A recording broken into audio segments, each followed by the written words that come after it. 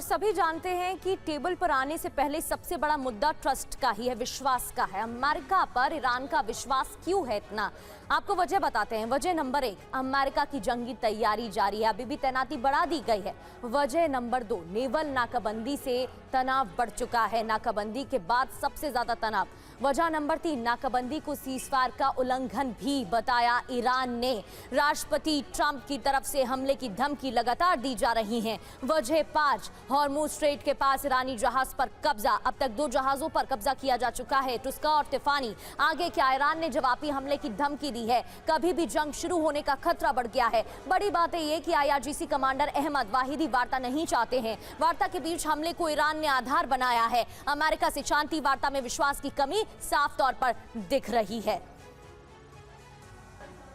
एक और बड़ी खबर है और ये सीज फायर के बीच अमेरिका की बड़ी जंगी तैयारी को लेकर खबर, जहां ओमान की खाड़ी में ईरानी जहाजों की भी तैनाती और हमले के लिए पूरी तरह से अमेरिकी जहाज भी तैयार हैं।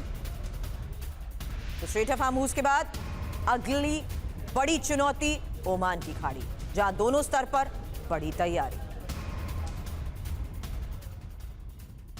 और ना सिर्फ हवा में बल्कि समंदर में भी अमेरिका की जंगी तैयारी जारी है। USS अब्राहम लिंकन से लेकर USS जॉर्ज बुश तक की तैनाती की गई है। आपको सबसे पहले USS अब्राहम लिंकन की जानकारी दें तो ओमान की खाड़ी के पास इसे तैनात किया गया है। ईरानी जहाजों की नाकाबंदी की जा रही है। हमले के लिए पूरी तरह तैयार है USS अब्राहम लिंकन। इसके अलावा USS जेराल्ड R. फोर्ड, जिसकी लाल सागर के उत्तर में तैनाती है, हुती विद्रोहियों पर इसके जरिए नजर, साथ ही दूसरे राउंड के युद्ध की तैयारी का एक और संकेत।